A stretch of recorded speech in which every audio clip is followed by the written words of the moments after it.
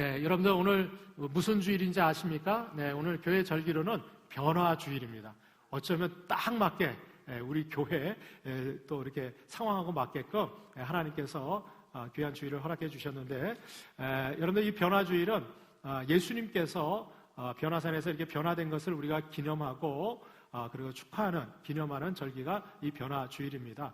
여러분들 예수님께서 이 땅에 오실 때는요, 인간의 몸을 입고 이 땅에 오셨죠. 그래서 하나님의 자리를 버리시고 어떻게 보면 죄인된 모습으로 인간의 몸을 입고, 예수님은 죄가 없으신 분인데 그 죄인의 모습을 입고 이 땅에 성육신 하셨어요. 왜 그렇게 하셨느냐? 바로 죄인인 저와 여러분들을 구원하시고 그리고 하나님의 백성 삼아주시기 위해서 죄인의 모습으로 오셨다는 거죠. 그런데 이 죄인의 모습, 인간의 모습으로 이 땅에 오셨던 예수님께서 딱 한 번 하나님의 모습으로 변형되신 때가 있어요. 그때가 바로 예수님께서 베드로, 야고보, 요한 세 명의 제자를 데리고 높은 산으로 올라가십니다. 사람들은 이제 추정하는데 그 산이 감람산이었을 것이다 이렇게 추정하는데, 그 성경에서는 그것을 높은 산으로 표현하고 있고, 후대 사람들은 그 산을 변화산이라고 얘기합니다. 그 이유는 예수님께서 그 높은 산에 올라가셨을 때 베드로, 야고보, 요한이 있는 그 앞에서 예수님이 하나님의 모습으로 변형이 됐어요. 그의 모습이, 그의 옷이 정말 너무나 하얗고 빛나는 모습으로 변형이 되면서 이 베드로는 깜짝 놀랍니다. 왜 놀랐느냐? 그때까지만 해도 이 베드로는 예수님을 인간 예수, 또 어떤 스승과 랍비 정도로만 여겼는데, 이 예수님께서 하나님의 모습으로 변형이 된 거예요. 그리고 이 예수님의 좌우편에 두 명의 인물이 등장을 하는데, 한 사람은 누구였어요? 처음 들어보세요? 모세였어요, 모세. 그리고 또 그 반대편 쪽에 왼쪽 편에 누가 있었어요? 그렇죠, 엘리야가 있었어요. 이 모세와 엘리야가 양 좌우편에 딱 등장하는 모습을 보면서 이 베드로는 예수님이 누구신가를 아주 직감적으로 깨닫게 돼요. 유대인들은요, 이 모세하고 엘리야가 딱 등장하면 그분이 누구를 상징하는지 금방 알 수 있어요. 우리는 잘 모르지만 왜 알 수 있느냐? 여러분들, 이 모세는 누굽니까? 구약의 모세오경, 율법을 전수받은 사람이 모세예요. 또 엘리야는 누굽니까? 구약의 모든 예언자와 선지자들의 대표자가 바로 엘리야예요. 그러니까 여러분들, 모세와 엘리야가 등장했다는 것은 구약 성경의 율법과 그리고 선지자들이 얘기했던 예언서에서 증언하고 증거했던 분이 바로 예수님이라는 거예요. 그래서 여러분들 복음서에 보면 모세와 선지자가 하신 말씀 이렇게 표현되는 것은 바로 구약 성경에서 예언한 메시아를 소개하는 거예요. 그래서 여러분들 예수님 당시에는 신약 성경은 아직 쓰여지지 않은 때예요. 그러니까 하나님의 말씀, 성경은 구약 성경밖에 없는 거예요. 바로 모세의 율법과 예언자들의 예언서. 그런데 이 선지자들의 대표인 엘리야와 모세가 등장했다는 모습을 딱 보면서 이 베드로는요, 예수님이 구약의 율법과 선지자들을 통해서 예언되어 있는 메시아, 하나님의 아들 그리스도라는 사실을 이 베드로가 깨닫게 되는 거예요. 너무 좋은 거예요. 막 황홀경에 빠진 거예요. 여러분, 왜 그렇습니까? 예수님이 함께하는 그 자리가 천국이라는 거예요. 천국. 여러분, 천국의 정의는 뭐냐? 주님, 예수 그리스도가 함께하는 곳이 천국인 줄로 믿습니다. 아멘도 안 하시네. 여러분, 오늘 예배하는 이 자리에 예수님이 저와 여러분들과 함께 하시면 이곳이 천국인 줄로 믿습니다. 물론 천국하고 비교할 바가 안 되지만 그래도 여러분들 이 본당이 이렇게 아름답게 변화되는 거 보면 얼마나 감사해요. 여러분들 지난 12월 5일 날 화재 났을 때 제가 그날 오후에 올라가가지고 본당 사진을 찍었어요. 어땠는지 아세요? 너무 처참했어요. 낮인데도요, 불이 다 나가가지고요, 얼마나 새까맣고 곳곳을 다 찍었는데요, 너무 참혹해가지고요, 제 마음이 너무 아팠어요. 이렇게 보니까 거름이 다 차 있고 말이죠. 이게 손을 대서 이렇게 긁어보니까요, 막 이게 검은 검댕이가 막 묻어 나오는데 닦아도 계속 나오더라고요. 이거를 어떻게 복구하지? 왜 이런 일이 생겼지? 여러 가지 생각이 났어요. 예배는 어디에서 드릴까?부터 시작해서. 그런데 놀라운 사실은 거의 한 이제 2달 반 만에 우리가 새롭게 성전을 복구하고 또 이렇게 여러분 한번 주위를 둘러보세요. 얼마나 아름답게 하나님이 변화시켜 주신지 몰라요. 여러분, 이 모든 것은 물론 우리 성도들의 헌신이 있었지만 하나님의 은혜가 함께 하신 줄로 믿습니다. 그리고 이렇게 변화되기까지 부단히 여러분들이 정말 수고와 노력을 해주셨어요. 또 하나님께서 이 일들이 잘 진행될 수 있도록 순간순간 제가 나중에 우리가 입당 축하 감사 예배 드릴 때 제가 한번 이 과정들을 간증하고 제가 소개하겠지만 여러분들 보이지 않는 뒤에서 하나님께서 얼마나 큰 역사와 섭리를 이끌어가고 계시는지 몰라요. 저는 순간순간 제가 처음에 기대하고 생각했던 것보다 공사 규모나 이 방향이요 달라졌어요. 근데 왜 그렇게 됐느냐? 제가 계속 중간중간마다 어떤 문제가 생기고 어려운 상황이 생길 때 기도하면 하나님께서 새로운 마음 그리고 하나님께서 어떻게 이끌어 가실지에 대한 마음들을 주시고 또 주변에 있는 분들을 통해서 좋은 의견들을 주시는 것을 통해서 하나님께서 이렇게 하기를 원하시는구나 제가 확신이 들었어요. 그래서 그 과정 속에서 하나님께서 도우시는 것이 얼마나 감사한지. 그러니까 제 마음이 너무 기쁜 거예요. 요즘 최근에 저희 사모가 저한테 무슨 좋은 일이냐고. 왜냐면 제가 희죽희죽 웃으니까. 근데 막 웃음이 나요. 너무 기쁘고. 제가 이 본당만 보면 너무 감사한 거예요. 그래서 제가 수시로 몇 번이고 올라오는 거예요. 계속. 그리고 하나님 앞에 감사의 고백이 나왔어요. 여러분들 하나님께서는 우리의 삶에도 새로운 변화와 또 새로운 그런 은혜를 더해 주실 줄로 믿습니다. 여러분들 이 본당이 변화된 거 여러분들 이거는 어떻게 보면 우리는 겉의 모양이나 골조는 그대로 있죠. 내부만 이렇게 변화시켜도 여러분들 얼마나 기쁘고 행복하고 감사해요. 그런데 여러분들 오늘 본문에 나와 있는 하나님께서 저와 여러분들을 변화시켜 주시는 이 변화는요 그냥 본질적인 변화예요. 질적인 변화예요. 근본 자체가 달라지는 변화예요. 여러분들 예수님이 하나님의 모습으로 변형되신 것은 인간의 모습은 완전히 사라지고 죄인된 모습은 완전히 없어지고 어떻게 하나님의 모습으로 변형된 거예요. 그러니까 이 베드로가 너무 기쁘니까 예수님 우리 저기 밑에 내려가지 말고 여기다 초막 3개 짓고 우리 여기 삽시다. 여기가 천국입니다. 여기 너무 좋습니다. 왜? 하나님을 눈으로 봤으니 얼마나 좋겠어요. 여러분들 우리도 만약에 생각해 보세요. 우리가 믿음으로 주님은 만나고 봤지만 여러분들 우리의 눈으로 직접 예수님을 본다고 생각해 보세요. 여러분들 거기서 떠나갈 사람이 있을까요? 아니요. 저는 주님이 내 눈앞에 보인다. 여러분들 다른 데 억만금을 줘도 다른 데 가지 않아요. 왜? 거기 있을 거예요. 거기. 왜? 주님과 함께 있는 곳이 천국 아니겠습니까? 그곳이 여러분들 우리가 영원한 안식과 평강을 누리는 복된 장소 아니겠어요? 저는 오늘 우리가 본당에서 새로운 본당에서 예배하는 이곳이 주님이 함께하는 천국과 같은 그런 복된 장소가 될 수 있기를 주님의 이름으로 축원합니다. 저는 이 본당이 새롭게 되면서 제 마음속에 하나님이 주신 기도의 제목이 또 있어요. 그게 뭐냐? 하나님 우리의 본당만 새로워지는 것이 아니라 우리의 신앙도 새롭게 하여 주옵소서. 그래서 우리 가정도 새롭게 되게 하여 주옵소서. 우리 교회도 새로운 부흥을 허락하여 주옵소서. 이 나라 이 민족도 새로워지게 하여 주옵소서. 여러분들 새로워지는 것은 하나님의 뜻인 줄로 믿습니다. 여러분들 제가 오늘 설교 제목을 증인은 새로운 피조물입니다 이렇게 정했어요. 그 이유는 오늘 사도 바울이 이 고린도 교회 성도들에게 편지를 보내면서 보라 우리는 새 것이 되었다. 어떻게 새 것이 되었느냐? 바로 그리스도 안에서 하나님께서 저와 여러분들을 새로운 피조물로 거듭나게 하셨다는 거예요. 할렐루야. 여러분 우리가 예수 믿고 하나님의 자녀가 되고 그리스도의 증인으로 살아갈 때 하나님은 저와 여러분들을 새로운 피조물로 거듭나게 해주신 줄로 믿습니다. 그렇다면 여러분 우리가 거듭났다면 여러분 우리는 앞으로 어떻게 살아나가야 될까요? 여러분들 새로운 피조물답게 날마다 새롭게 변화하는 삶을 살아가야 될 줄로 믿습니다. 여러분 어린아이가 출생했으면 어떻게 해요? 그 다음부터 날마다 변화하고 자라가고 성장해 가야지만 건강하고 성숙한 삶이 되는 것이지 아이가 태어났는데 그냥 그대로 머물러 있다고 생각해 보세요. 여러분 출생했을 때 아이가 태어났을 때 부모의 기쁨이 얼마나 기쁘겠어요. 정말 얼마나 기쁜지 몰라요. 그런데 이 아이가 태어나긴 태어났는데 자라지 않고 그대로 있다고 보세요.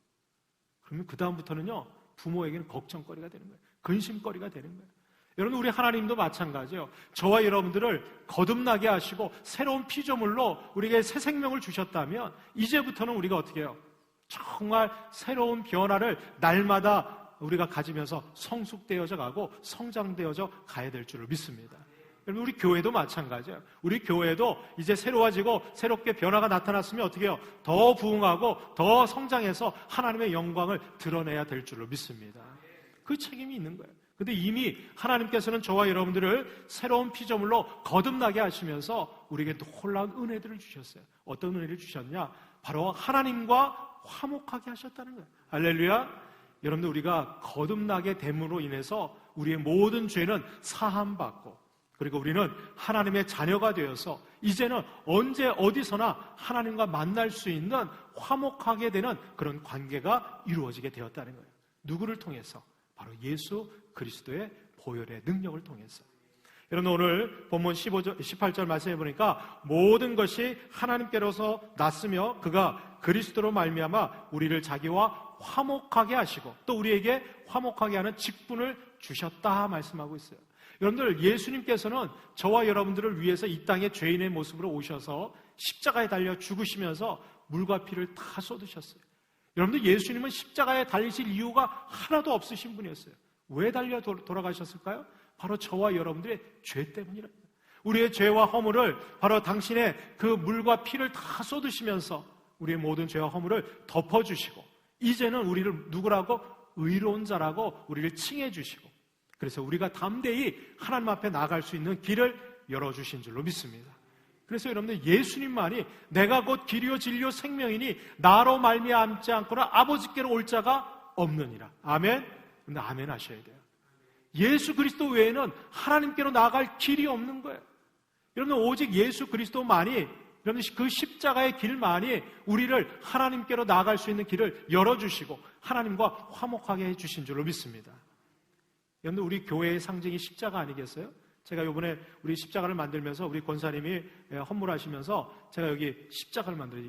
특별한 십자가예요. 여러분들, 이 십자가는 아주 유명하신 분의 작품을 형상화해서 만든 십자가인데요. 여기 보면 색깔이 여러 가지 있어요. 어떤 분은 저기 색깔이 예전 가톨릭 무슨 성당이라 이런 거 맞습니다. 여기 스테인글라스에 원래 들어가는 색깔인데요. 이 색깔에는 의미가 있어요. 여러분, 우리 교회도 절기별로 이렇게 색깔을 하잖아요.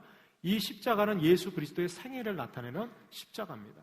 여러분, 그 하얀 거는 부활을 상징하고요. 노란색은 하나님의 영광, 천국을 상징하는 거예요. 그리고 여기 보시면 여러분들 그 빨간색 예수 그리스도의 보혈, 그죠? 그리고 초록색 우리 강단 색깔도 있잖아요. 의자도 이번에 올리브 그린으로 싹 바꿨어요.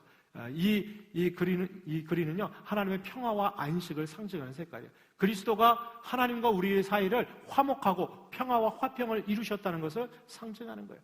여기 점차 나가면서 하늘색하고 파란색으로 펼쳐지죠? 이거는 온 세상을 향한 여러분들 복음의 확산. 그래서 온 세상이 하나님 나라가 이루어지는 하나님 나라를 상징하는 색깔이에요. 그래서 이렇게 가만히 보면 가운데 원에서부터요, 점점 퍼져나가게 돼 있어요.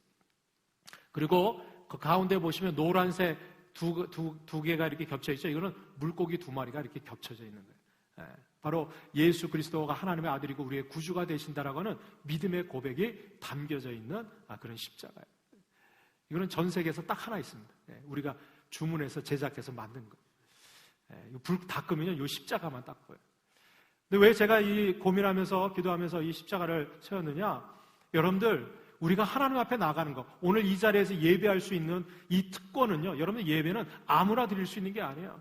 여러분, 오늘 새로 오신 분이 우리 박영주 목사님이 오늘 같이 예배드렸는데, 우리 김송희 전도사님 남편 되시는데, 우리 같이 오늘 예배 참석하셨는데, 오늘 새로운 분들은요, 저기 다 밑에서요, 다 저희들이 확인해요. 2단 신천지는 못 들어오도록. 왜냐? 여러분들, 예배의 자리는 거룩한 곳이에요. 하나님이 함께 하시는 곳이고, 하나님 앞에 예배할 수 있는 자들은 하나님하고 화목하게 된 자만이 예배드릴 수 있는 거예요. 여러분들, 이 자리가 그냥 뭐 주일날 아무 때나 나가면 드릴 수 있는 그런 자리가 아니에요. 아무나 들어올 수 있는 자리가 아니에요. 하나님의 자녀만, 거듭난 백성들만, 하나님이 새로운 피조물로 만들어 주신 분들만 하나님 앞에 나아갈 수 있는 거예요. 구약 시대에는요, 죄인들이 여러분들 죄사함 받지 않고 하나님 앞에 나가서 하나님을 만나고 하나님을 보게 되면 어떻게 됐어요? 그 자리에서 죽었어. 여러분들, 예수 그리스도의 십자가의 보혈의 은혜가 있기 때문에 오늘도 우리가 이 자리에서 죄인의 모습으로 나왔을지라도 그 보혈의 은혜가 있기 때문에 하나님하고 화목하게 되고 우리는 죽지 않고 하나님 앞에 영광스러운 예배자로 서게 되는 줄로 믿습니다. 여러분들, 로마서 5장 10절로 11절에 보면 곧 우리가 원수 되었을 때 그의 아들의 죽으심으로 말미암아 하나님과 어떻게 해요? 화목하게 되었다는 거예요. 우리는 본질상 진노의 자녀로 이 땅에 태어났어요. 예수님이 아니었으면 저와 여러분들은요, 원수마귀 사단의 앞잡이로, 여러분 우리가 막 정죄하고 판단하는 이단들 사이비보다 더 악한 죄인의 모습으로 살아갈 수밖에 없었다고. 그런데 그 예수님의 그 보혈의 능력으로 하나님하고 화목하게 됐어요. 그것으로 끝난 것이 아니라 여러분들 화목하게 된 자로서는 어떻게 해요? 더욱 그의 살아나심으로 말미암아 구원을 받을 것입니다. 할렐루야. 하나님하고 화목하게 된 자들에게 주시는 가장 놀라운 선물이 바로 구원의 선물이라는 거예요. 저와 여러분들은 구원받은 줄로 믿습니다. 우리 지난주에 우리 신천지 2단 특강할 때 그 목사님 제가 언젠가 한번 꼭 모시고 말씀 강해 집회를 좀 한번 하고 싶어요. 여러분들 신천지 2단들이 왜 비유 풀이에 빠지는가? 우리도 혹하는 사이에 다 빠졌잖아요. 구원의 확신이 있고 믿음이 있는 사람들도요, 그 목사님이 와서 그분이 신천지에서요 15년인가 강사를 하셨던 분이에요. 근데 자기가 복음방에서 어떻게 일반 교인들하고 세상 사람들을 미혹시키는지 저희들한테 그대로 했어요. 근데 저희도 그런가 보다 다 딸려가더라고요. 나중에는 저렇게 해야지 구원받지 않을까? 이런 생각이 드는 거예요. 깨달아야 되지 않을까? 막 이런 생각이 드는 거예요. 이미 우리가 구원받았음에도 불구하고요, 거기에 미혹되더라고요. 제가 그거 보면서 이거 사람 한번 미혹시키는 거 다른 거 갖고 안 해요. 성경 갖고 하더라고요. 성경 갖고. 말씀을 갖다가요, 2000구절을 외우시더라고요. 그 사람들이 거기에 혹해져요. 그분이 하신 말씀 중에 성경 갖고 풀어도 여러분들 잘못 풀이할 수가 있다는 거예요. 근데 여러분들, 그분이 분명하게 기준을 세우잖아요. 구원받을 수 있는 길, 예수 그리스도 외에 다른 사람이 있다, 다른 교주가 있다, 그건 거짓되고 그건 이단이라는 거예요. 너무 분명하잖아요. 성경에서 분명히 얘기하잖아요. 하나님의 아들인 그리스도를 통해서 하나님하고 화목하게 되었고 그들에게 뭘 줬다? 구원을 주셨다는 구원. 여러분들 이 구원의 은혜를 받은 것은 여러분 우리가 세상에서 두려움 없이 살아갈 수 있는 아주 강력한 능력이 돼요. 여러분 구원의 확신이 있으면 여러분 죽음이 두렵지 않습니다. 요즘 신종 이 코로나19 이 바이러스 때문에 왜 사람들이 두려워합니까? 만약에 여러분들 독감이나 감기 그거 걸려도요, 여러분들 죽는 사람 많아요. 사건, 사고로 죽는 사람 많아요. 그런데 사람들은 이게 전염성이 너무나 강하고, 이거 한번 걸리면, 치사율이 높다고 하니까, 혹 잘못 걸려서, 나 죽으면 어떡할까? 죽음에 대한 공포 때문에, 여러분들 이게 난리법석이에요, 전 세계가. 만약에 여러분들 죽지 않는다라고 하는 보장만 있으면, 근데 이거 별로 우리가 개의치 않을 거예요. 그죠? 안 그러겠어요? 그래도 두려우세요? 여러분들 아직도 구원의 확신이 없으니까 두려우신 거예요. 저거 걸려서 죽으면 어떡할까? 그래서 막 물론 우리가 주의하고 경계를 해야 되겠지만, 그러나 구원의 확신이 있는 사람은 죽어도 우리는 어디예요? 천국이에요, 천국. 두려운 게 없는 거예요. 여러분들 죽음의 공포를 이길 수 있는 것은 구원의 확신밖에 없어요. 제가 어제 저녁에 기도하면서 구원의 확신이 딱 이렇게 드니까요, 얼마나 숙면을 취했는지 새벽 기도 지각할 뻔했어요. 혹시 어젯밤에 불안해서 잠을 못 주무신 분들이 있으면 정말 내가 그리스도 안에서 구원받았는지 그 구원의 감격과 기쁨을 회복할 수 있기를 주님의 이름으로 축복합니다. 여러분들 오늘도 하나님께서는 저와 여러분들을 바로 그리스도와 화목하게 하는 은혜를 주셨다는 거예요. 두 번째로 새로운 피조물로 거듭나게 되면 여러분들 화목하게 하는 말씀을 우리에게 맡겨주셨다는 거예요. 오늘 19절 말씀을 우리 같이 한번 읽도록 하겠습니다. 시작. 곧 하나님께서 그리스도 안에 계시사 세상을 자기와 화목하게 하시며 그들의 죄를 그들에게 돌리지 아니하시고 화목하게 하는 말씀을 우리에게 부탁하셨느니라. 아멘. 여러분들 예수님께서는 저와 여러분들을 화목하게 하실 뿐 아니라 어떻게 해요? 화목하게 하는 말씀, 이게 바로 복음이에요. 이 복음을 우리에게 맡겨주셨다는 거예요. 여러분 하나님께서는 예수님이 이 땅에 오실 때 다른 거 주신 게 아니에요. 말씀이 육신이 돼서 이 땅에 오신 예수 그리스도에게 복음을 주신 거예요. 말씀을 주신 거예요. 그리고 그 말씀대로 예수님은 십자가에 달려 죽으시고 그리고 부활하시면서 그 복음의 말씀, 세상 사람들을 하나님하고 화목하게 할 수 있는 유일한 이 복된 말씀을 누구에게 맡겨주셨어요? 제자들과 오늘 증인된 그리스도인인 저와 여러분들에게 맡겨주신 줄로 믿습니다. 여러분들 이 복음의 말씀을 가지고 있다는 것은요, 세상의 그 어떤 것을 소유한 것보다도 여러분 우리는 값진 것을 소유한 거예요. 여러분들 질그릇에 보화를 담아두면 그 질그릇은 무슨 그릇이 돼요? 잘 모르겠어요? 질그릇에다가 보활, 금은 보활을 다 담아놓으면 그 순간 이 질그릇은 뭐가 되는 거야? 보배함이 되는 거야, 보배함. 그렇지 않겠어요? 근데요, 황금으로 만든 여러분들 멋진 그릇이 있어요. 보배함이 있어요. 근데 거기다 오물을 담아놓으면 뭐가 돼요?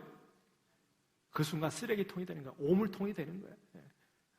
제가 어렸을 때 저희 시골에 저희 할아버지 그 집에 가보면 정말 반짝반짝 빛나는 게 있어요. 그게 얼마나 이쁜지. 근데 알고 봤더니 그게 요강이에요, 요강. 얼마나 닦아대는지. 겉에서 볼 때는 아주 반짝반짝 빛나요, 그게. 그것처럼 빛나는 게 없었어. 근데 사람들이 거기에 앉으면 뭐예요? 소금 먹고 그러는 거예요. 그 겉으로 보이는 게 중요한 게 아니야. 속에 뭘 담고 있느냐가 중요한 거예요. 옆에 있는 분 한번 쳐다보세요. 마스크 쓰고 계셔도 괜찮아요. 그런 분들이 좋아요. 비록 이렇게 생겼어도 그 안에 뭐가 있어요? 복음의 말씀이 담겨져요. 그래서 여러분들, 우리는 질그릇과 같지만 하나님의 보배로운 말씀이 담겨져 있기에 하나님 보실 때 우리는 세상에서 가장 값진 존재예요. 여러분들, 하나님께서 하늘 위에서 우리를 이렇게 감찰하실 때 누구를 주목해서 보실까요? 저기 높은 지위에 있는 대통령이란 무슨 이 사람들? 여러분들 많은 부자들? 아니에요. 정말 하나님의 하늘 위에서 감찰하실 때 눈여겨보시고 있는 분들은 오늘 이 자리에서 예배하고 복음의 말씀을 간직하고 있는 저와 여러분인 줄로 믿습니다. 그러니까 여러분들, 하나님이 지키시고 보호해 주시는 사람들은 누구예요? 하나님의 말씀을 지니고 있는 사람. 근데 여러분들, 이 말씀은 나만 지니고 있으라고 주신 게 아니에요. 이 말씀은 왜 우리에게 맡겨주셨을까요? 주님께서 온 세상을 위해서 십자가를 통해서 증거하신 것처럼 오늘도 우리의 입술을 통해서 이 말씀과 이 복음이 증거되기를 원하신다는 거예요. 제가 어제 저녁에 여러 분들이 카톡, 문자 여러 가지를 보내주시는데 주된 내용이 뭐냐? 지금 이 코로나19 바이러스 때문에 여러 교회들이 어렵고 지금 환경과 동선, 확진자가 다닌 동선 이런 것들 다 해서 계속 정보를 보내주세요. 그리고 교회에서 어떻게 대처해야 되는지. 물론 아주 감사하고 또 그 자료들을 받아서 저희 교회도 곳곳에다가 저희들이 부착도 하고 이렇게 해놨는데, 그거 하면서 제 마음속에 한 가지 좀 아쉬운 마음이 있었어요. 뭔가 좀 부족한 마음이 있었어요. 우리가 이것을 대처하고 주의하는 거. 그런데 세상 사람들도 이렇게 다 하는데 우리 교회가, 또 우리 믿는 그리스도인들이 우리는 뭘 해야 될까? 세상 사람들이 하지 않는 거 우리가 지금 이 시기에 해야 될 게 뭘까? 그러는데요, 누군가가 저한테 이 카톡으로 전단지를 하나 보냈어요. 우리 다니엘 기도회 협력교회 그 운영위원회에서 나라와 민족을 위해 기도합시다라고 하는 기도문을 보내주신 거예요. 근데 제가 이 기도문을 읽으면서 그래, 이거다, 이거. 우리가 물론 이 신종 코로나 바이러스 19를 대비하기 위해서 여러 가지 안전책을 강구하는 것도 중요하고 해야 되겠지만, 우리 그리스도인들이, 우리 믿는 자들이 세상 사람들이 하지 못하는 가장 중요한 일은 바로 하나님의 말씀을 붙들고 기도하는 거다. 하나님 우리에게 말씀과 복음을 맡겨주셨는데 정말 이 복음이 우리를 살리고 우리를 새롭게 거듭나게 했다면, 여러분들, 이 신종 바이러스도 이길 수 있는 힘은 하나님의 말씀밖에 없구나. 그리고 그 말씀을 붙들고 기도하는 자들의 기도를 누가 들으세요? 하늘에서 하나님이 들으시고 이 땅 가운데 응답해 주시리라. 저는 이 마음이 확 드니까 어젯밤에 이 기도하는데요, 너무 감동적. 저는 하나님 이 땅 가운데 이 나라와 민족을 위해서, 또 이 지역을 위해서, 우리 교회를 위해서 기도하는 가운데요, 오히려 응답은 제가 받았어요. 뭐냐? 제 마음에 평안이 막 찾아오는 거예요. 이 신종 코로나 바이러스, 죄송합니다, 두렵지가 않은 거예요. 왔다가도 떨어져 갈 것 같아요. 누가 하나님이 그렇게 다 막아주실 것 같아요. 이 믿음이 확 생기는 거예요. 혹시 불안하신 분 있으면 여러분들 이 기도문을 제가 우리 교회 곳곳에 붙여놓고 중보기도실, 개인기도실에도 다 비치를 내렸어요. 우리 새벽 기도할 때도 여러분들 꼭 지금 우리가 해야 할 일은 물론 다른 것도 있지만 제일 우선되는 게 나라와 민족을 위해서 이 상황을 하나님의 말씀을 붙들고 기도할 때 하나님께서 속히 이 모든 사태와 문제들을 하나님께서 바꿔주실 줄로 믿습니다. 새롭게 변화시켜 주실 줄로 믿습니다. 여러분들의 가정도, 여러분들의 자녀도, 우리의 삶도 하나님이 지키시고 보호해 주실 줄로 믿습니다. 요한복음 14장 23절 24절에 보니까 예수께서 대답하여 이르시되 사람이 나를 사랑하면 내 말을 지키리니 내 아버지께서 그를 사랑하실 것이요 우리가 그에게 가서 거처를 그와 함께 하리라. 나를 사랑하지 아니하는 자는 내 말을 지키지 아니하나니 너희가 듣는 말은 내 말이 아니요 나를 보내신 아버지의 말씀이니라. 하나님 사랑하고 주님 사랑하는 자는 그 말씀을 지키고 행하는 자들이에요. 오늘도 그 약속의 말씀 붙들고 기도하는 자들은 하나님께서 사랑함으로 지켜주시고 보호해 주실 줄로 믿습니다. 마지막 세 번째로 우리가 새로운 피조물로 거듭나게 되면 그리스도의 사신이 된다는 거예요. 여기서 말하는 사신은 죽음의 신이 아니에요. 여러분들 그리스도의 대사가 된다는 거예요. 여러분들 엠베서더 아시죠? 여러분 우리나라도 우리랑 각 나라에 여러분들 뭘 세워놨어요? 대사관을 세우고 대사를 파송하잖아요. 마찬가지예요. 여러분 우리 그리스도인의 증인된 우리 그리스도인들은요, 하나님께서 천국의 대사관으로 우리 교회를 여기 세우시고 대사로서 저와 여러분들을 파송해 주셨다는 거예요. 아멘도 하셔요. 예. 여러분들 우리가 신분이 대사라고요. 대사. 예. 하나님 보실 때 우리는 그리스도의 대리인이에요. 대리인. 여러분들 우리가 어디 나가서 어떻게 행동하느냐에 따라서 여러분들 하나님이 영광 받으실 수도 있고 우리가 어떻게 사느냐에 따라서 여러분들 하나님의 영광이 가리울 수도 있는 거예요. 여러분들 최근에 여러분들 보세요. 많은 교회들이 또 많은 세상 사람들이 왜 교회를 비판하고 하나님에 대해서 거부감을 갖습니까? 하나님이 잘못돼서가 아니에요. 예수님께서 우리를 실망시키셔서가 아니에요. 이유는 딱 한 가지예요. 그리스도인들이 제대로 못 살아서 그런 거예요. 교회가 교회답지 않아서 그런 거예요. 여러분들 우리의 삶은 그냥 나만의 삶이 아니에요. 그냥 내 인생 뭐 내가 원하는 대로 막 살아가는데 아니에요. 우리는 여러분 그리스도의 대사의 사신이 되었다는 거예요. 여러분 오늘 말씀해 보세요. 20절에 보니까 그러므로 우리가 그리스도를 대신하여 사신이 되어 하나님이 우리를 통하여 너희를 권면하신 것 같이 그리스도를 대신하여 간청하노니 너희는 하나님과 화목하라 그랬어요. 여러분 예수님께서는 세상에 예수님을 대신해서 저와 여러분들을 파송해 주셨다는 거예요. 우리가 여러분들 하나님의 그 증인으로 그리스도의 증인으로 살아간다는 것은 주님을 대신하는 사람들이라는 거예요. 그러니까 여러분들 우리는 몸가짐을 잘해야 돼요. 여러분들 대사가 각국의 대사관에 우리나라를 대표하는 자로 파견이 됐으면 어떻게 해요? 그 국격에 맞게끔 여러분들 거기에 바른 정말 본이 되는 그런 삶을 행해야지. 만약에 그 대사가 엉망진창으로 한다고 생각해 보세요. 작년인가요? 얼마 전에 저기 우리나라 대사 중에 파견됐는데 이 대사가 말이죠 가서 엉뚱한 짓을 한 거예요. 그래서 어떻게 해요? 국격을 품위를 저하시켰다고 어떻게 해요? 여러분 본국에서 소환시켰잖아요. 그리고 다른 대사 파견하잖아요. 마찬가지예요. 여러분 우리가 그리스도인답게 그리스도인은 그리스도를 대신하는 사람이에요. 우리가 정말 작은 예수로 살아가지 않는다면 세상 사람들은요 예수님이 누군지 알 수도 없어요. 오히려 예수님에 대해서 오해해요. 야, 너같이 예수 믿고 너같이 그렇게 살면 나 그런 예수 안 믿어. 이렇게 된다니까요. 여러분 우리는 그리스도의 대사답게 그리스도의 형상을 드러내고 나타낼 수 있기를 주님의 이름으로 축복합니다. 여러분들 우리가 이렇게 아름다운 예배당에서 예배 드릴 때 여러분 우리 신앙과 믿음도 어떻게 해요? 정말 그리스도를 닮아가는 신앙과 믿음으로 자라가야 될 줄로 믿습니다. 근데 여러분들 우리가 그리스도의 대사로 살아갈 때 어디 가든지 대사로 뭐 대우받고 물론 존경받고 뭐 그런 때도 있지만 여러분들 이번에 은퇴하신 우리 장로님들 우리 교회에서 얼마나 훌륭한 일꾼들이고 교회를 위해서 얼마나 충성하셨어요. 존경받아야 될 분들이에요. 그런데 여러분들 우리가 세상에서 그리스도인으로 살아갈 때 세상은 우리를 그렇게 대우하지 않는다는 거예요.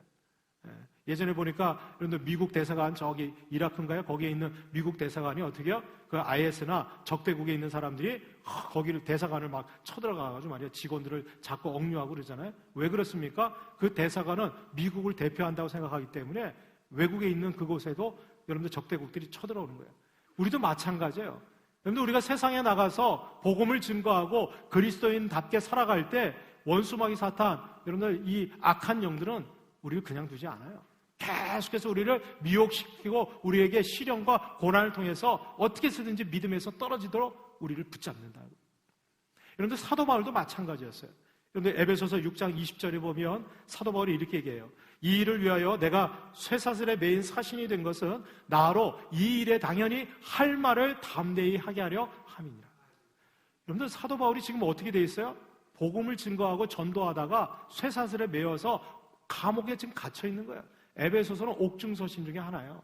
이 사도 바울이 감옥에 갇혀 있으면서 에베소 교회 성도들에게 편지 쓰는 거야. 내가 이 일을 위해서 전도하고 복음을 증거하는 그리스도의 사신으로서의 이 일을 감당하다가 지금 쇠사슬에 묶이고 감옥에 갇혀 있다는 거예요. 그것 때문에 원망하고 불평했습니까? 아니요. 이 사도 바울은 그럼에도 불구하고 담대하게 얘기하는 거예요. 내게 주신 말씀, 이 복음을 담대하게 선포하고 증거하는 것. 이 감옥에서도 나는 그렇게 살아가고 있다는 거예요. 실제로 여러분들 사도 바울은 빌립보 감옥에서 착고에 묶이고 쇠사리에 묶여 있는데 그곳에서 뭐 했어요? 찬송 부르고 말이죠. 부르짖어 기도할 때 옥문이 흔들리고 열리고, 그럼에도 여러분들 사도 바울은 도망가지 않았어요. 왜? 그 감옥 안에 구원받을 자들이 있으니까 그들에게 말씀을 선포하는 거예요. 그랬더니 누가 믿었어요? 그 간수장이 믿고, 이 간수장이 자기 집에 데려가가지고요, 이 사도 바울을 통해서 온 가족들이 세례받고 구원받는 역사가 나타나요. 여러분, 우리의 환경과 여건은 중요하지 않아요. 우리가 그리스도의 대사라고 사신이라는 이 분명한 정체성만 있다면, 여러분, 나의 삶의 현장에 언제 어디서든 우리는 하나님의 말씀과 복음을 증거하는 증인의 사명을 감당할 수 있게 될 줄을 믿습니다. 앞으로 이 사명을 감당함으로 인해서 우리 교회도 새로워지고 저와 여러분들의 가정과 삶도 새로워지는 그런 놀라운 은혜가 함께 하시기를 주님의 이름으로 축원합니다. 기도하겠습니다.